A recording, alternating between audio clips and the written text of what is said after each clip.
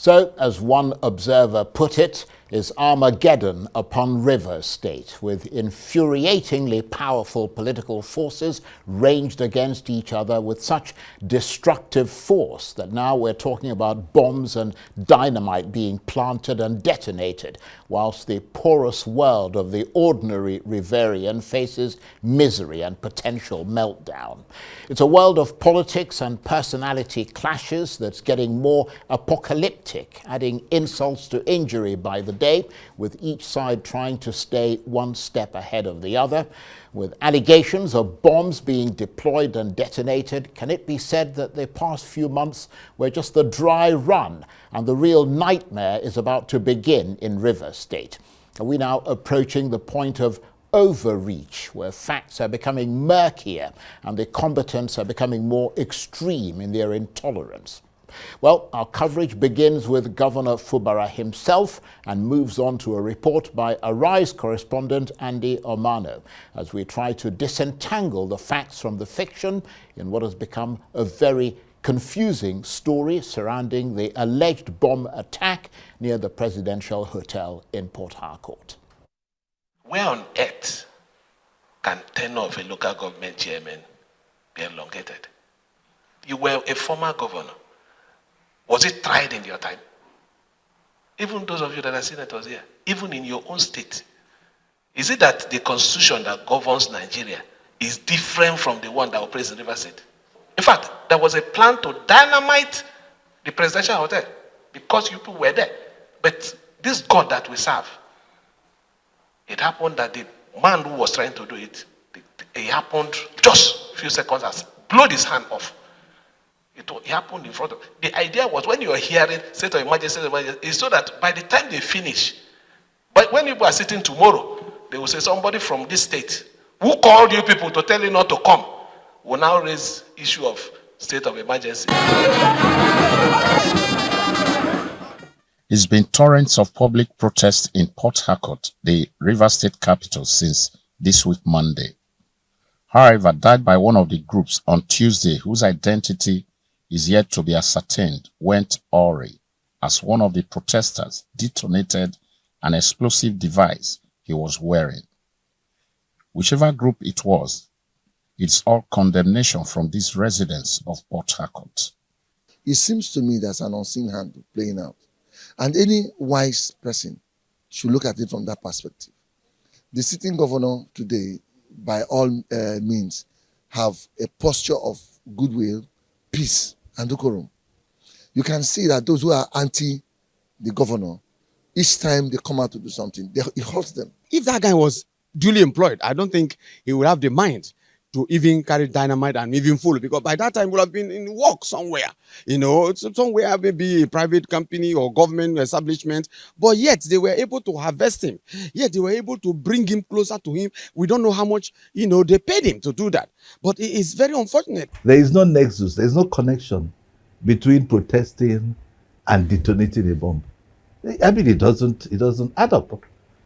You can't be protesting, and all through the protest, I monitored the protest, all through the protest, there was no form of violence. And then somewhere along the line, so there's no connection, there's no nexus. The River State Commissioner for Health, Dr. Adeze Ore, addressed the media on the unfortunate development. When a young man was brought to the River State University Teaching Hospital with alleged injuries sustained during what was said to be a road traffic accident, the medical personnel that were on hand to examine him and offer medical care were on alert and immediately recognized that the injuries that were seen on this individual were not in tandem with a road traffic accident and rather resembled injuries that would have come from blast. Meanwhile, the police command in River State has been tasked to investigate and make public the true identity of the bomber and the protesting group that employed his services. This game is funny. Some other group could want to paint the others black and make it seem as if this whole thing had violence or they imagined violence, and then they do all that to create fear and suspicion. The Nigerian police, particularly this one in Rivers State that is led by the now Commissioner of Police, Desu, is very professional.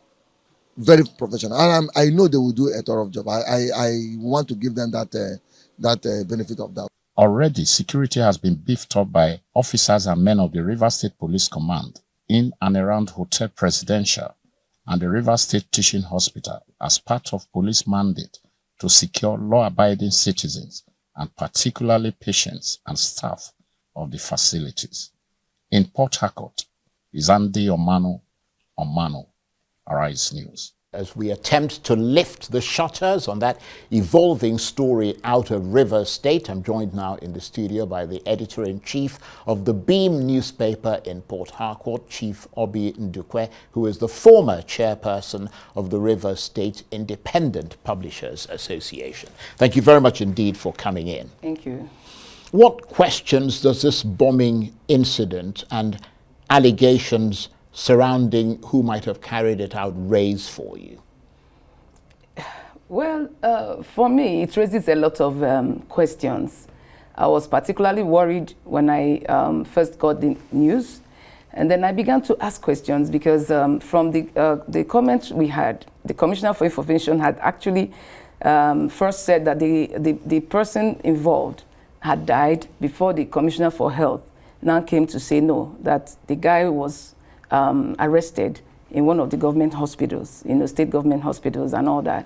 But surprisingly, it's difficult to actually match the incident with is it protest?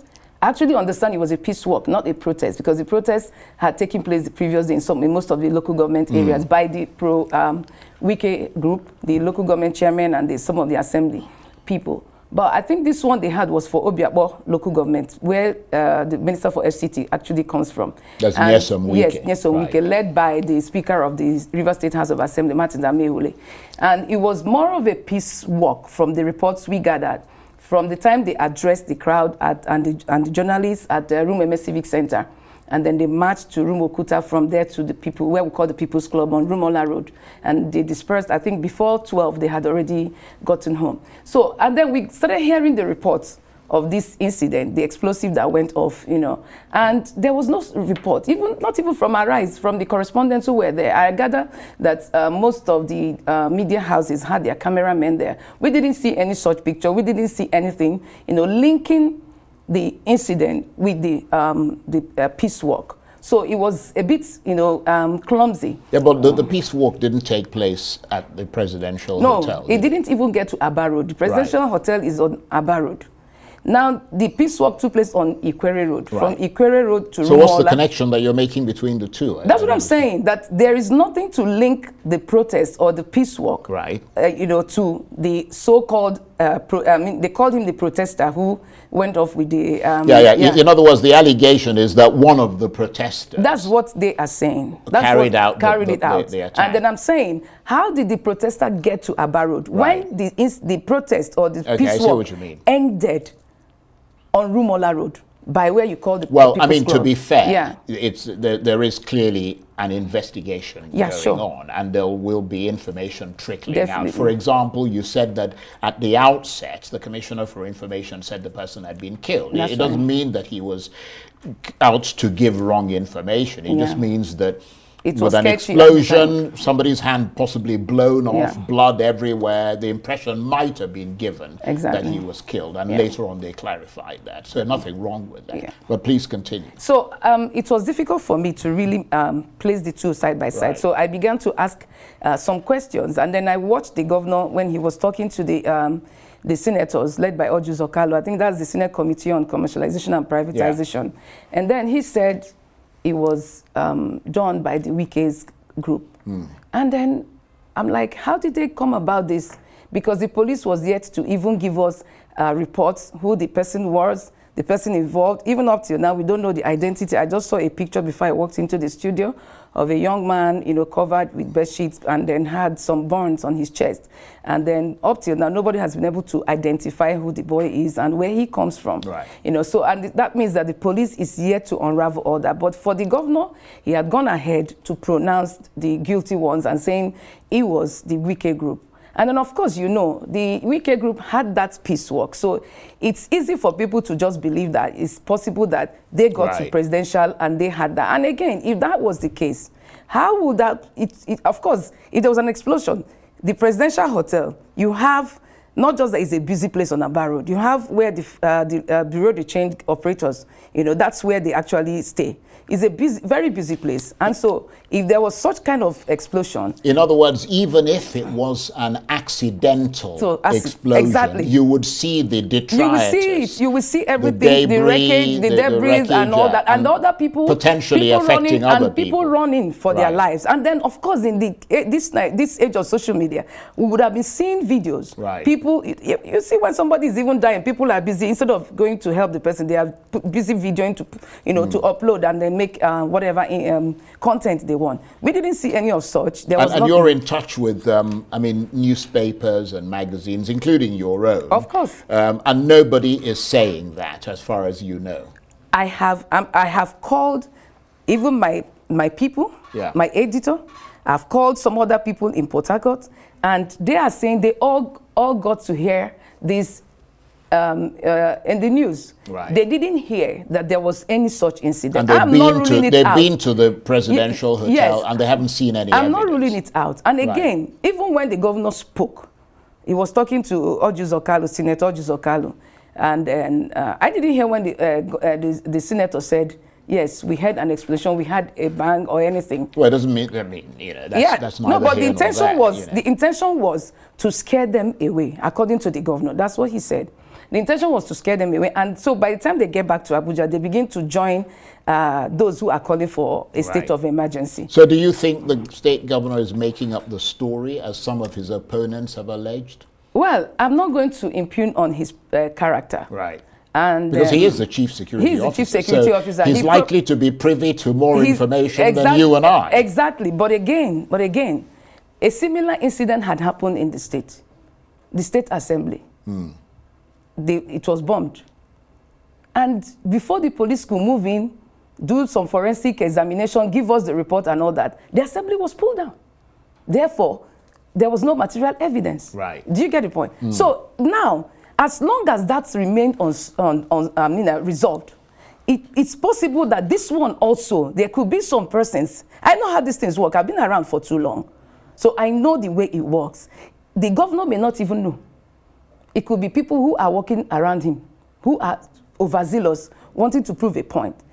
Of course, in school in those days, you see a lecturer, he has a problem with a student who is alleged to be a cultist, and then maybe they say, okay, come and sign undertaking. If anything happens to the lecturer, you'll be held responsible. And then the guy signs and walks away. Now, it is now his responsibility to take care, you know, to offer security to the lecturer, because a rival cult group could go and attack the lecturer so that it will rub off on him. It happens in politics, it happens in Rivers State, Niger Delta, it's been happening even elsewhere. So it's possible that the governor may not even really know, because he's been around quite all right as a civil servant, but he hasn't really played politics, you know, with these characters, both those who are for him and those who are against him. That's the truth of the matter. So up to this point, tapping into your journalistic skills and your journalistic connections and contacts in Rivers State, where you run a magazine and newspaper, you have not been able to establish the identity of the person who is reported to have been arrested in connection with this bombing attack. You have not been able to ascertain whether there were any other casualties, or even where the location of the attack, alleged explosion, took place, because you would have been able to see it. And so far, it appears to be only the state governor or those close to the governor who were privy to the information that the members of the National Assembly were actually staying at that presidential hotel. And the question must be asked about how anyone else might have known that they were staying there. Although, to be fair, it's not a big secret, really. It's actually not a big secret, because even when the governor was talking, he said something that somebody had called them not to come to Port Harcourt. Right. So it's possible somebody was also monitoring. But again, there are so many hotels. They could have been quartered somewhere. They could have been lodged in any other hotel. Why presidential? It's only those in government and the officials who know that, or who knew that these persons were lodged in that hotel. Yeah. So don't rule out the fact that it could be internal sabotage, in a way to rub off on the other people, to say that they have attacked these people. Because even that call for state of emergency didn't really go down well with the governor and his people. So that's probably the reason why he's trying to link it up, the incident. But like I said, let me emphasize here that obviously all this is speculative at the moment. We don't have any hard and fast facts. But if, as the government has said, the person who carried out the attack did not die and is being held is in a hospital and is being treated and therefore under the custody of the police, then obviously more evidence and facts are bound to emerge. Yeah, we're waiting for that. In fact, we can't, when I tried to make some inquiries on both sides to find out if there was anything related to the young man and all that, the people, the Pro-Wike group, very many of them said they are not even aware. In fact, they were not willing to talk about it because they said they had nothing to say. They are not aware. It's only coming from the government. Only the government talked about it. Only the government also said they have found the person, they've arrested the person and all that. So for them, they don't really need to talk about what they don't know. I don't know. But if truly they were involved, I'm sure by now some persons will be running out of the state and also panicking.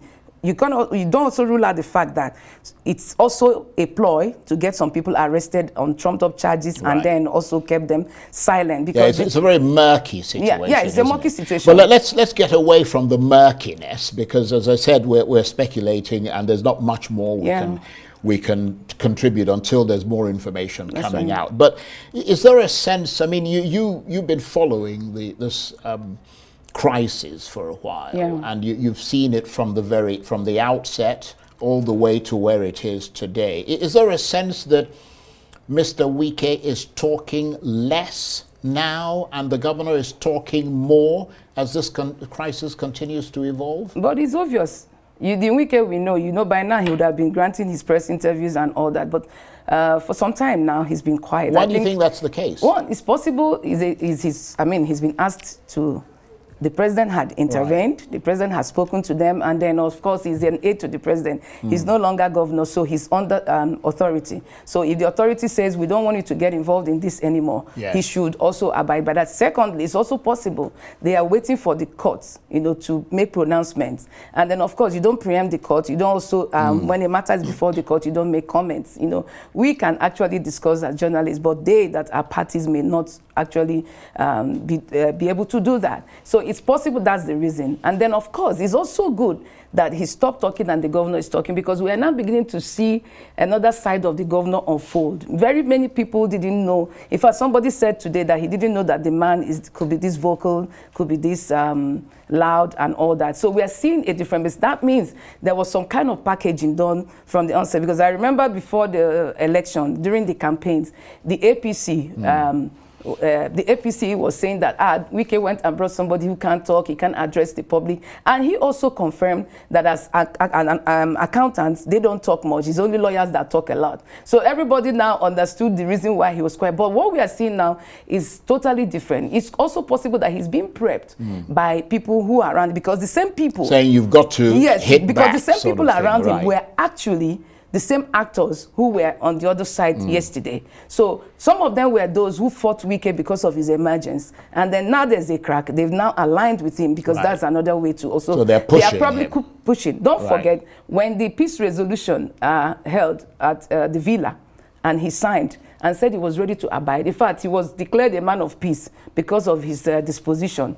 Now, after a while, we saw people coming up, Rivers elders, Rivers leaders, different groups, threatening fire and brimstone. Oh, it's unconstitutional for the president to wade in. It's unconstitutional for the president to talk about a resolution, that the governor needs to stand, he needs to be firm and all that. Of course, let me also say, It's not something you learned overnight. It has been there. So his talking now is just a part of him that he's decided to put aside. But of course, when you push people to the wall, or at least when people perceive themselves to have been pushed to the wall, then they often react. And you see elements that you never thought was there. But in terms of Governor Fubara's performance since he's been in office, have you seen some progress, or is everything stuck in the mud as a result of this crisis? Well, first and foremost, I want to look at the issue of appropriation, the budget, because he can't function without a proper budget.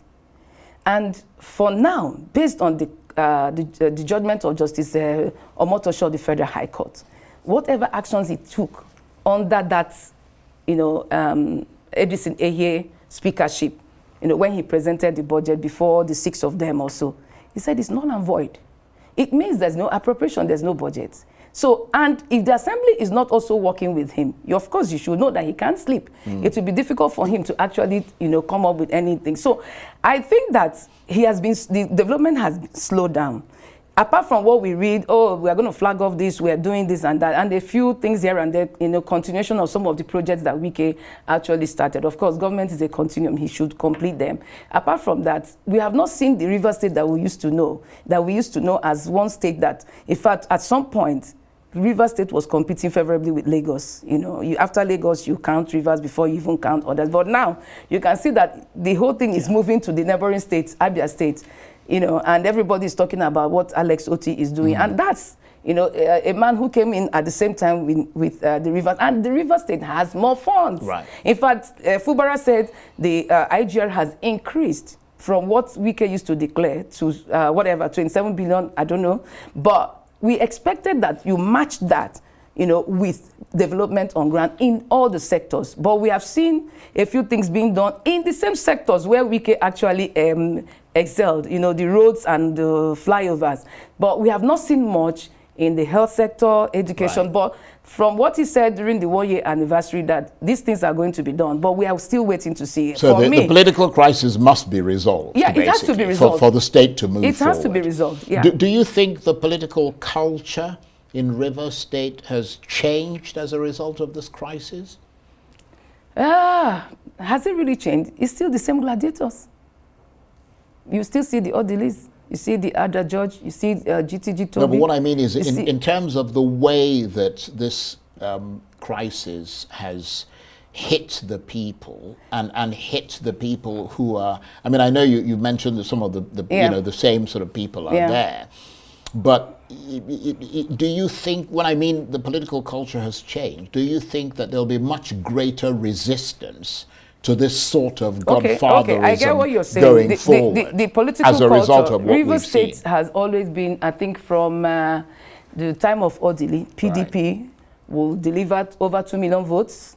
I think Amechi did that before he moved to APC. Wike sustained it, and then apart from the 2023 election, where the figures were low, but even at that, I think President Tinubu also scored the highest votes based on what INEC declared.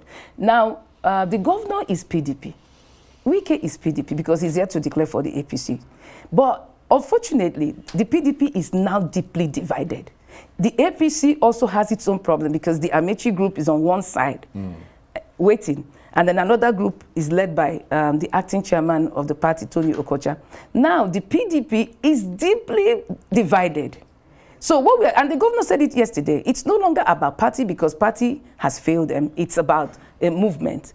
Well, I don't know what he means by that. Probably they are going to form a new party because when he was talking to Ojus Okalo, I remember that Ojus Okalo had a similar challenge and he was able to float the PPA, which he also used to sustain his political structure at a point. So I think maybe what the governor is talking about is using the movement to probably build a new party and a new structure, because it's going to be difficult. Even if he decides he wants to go to APC right now, you still have some roadblocks there. You have the Amechi factor there, and you also have some who are Wike, who are pro-Wike, who are also in APC. So it won't be easy. So, and that's likely going to affect what we may see in the next elections. As it stands now, nobody can say this is the party I belong to in River State. Very many people who are with the governor, some of them are just there as sympathizers, those who feel that they couldn't get at Wike, or those who felt that Wike had over the years, silenced them. So it's possible. Let's see whether we can join forces with the governor now and see how we can build a new party. But the possibility is what I don't know. I don't think it's absolutely fascinating talking with you. Thank you. Great insight into the underbelly of Rivers State politics. Thank you very much indeed, Chief Obi Ndukwe is the editor-in-chief of the Beam newspaper in Port Harcourt and the former chairperson of the Rivers State Independent Publishers Association. Thank you very much indeed.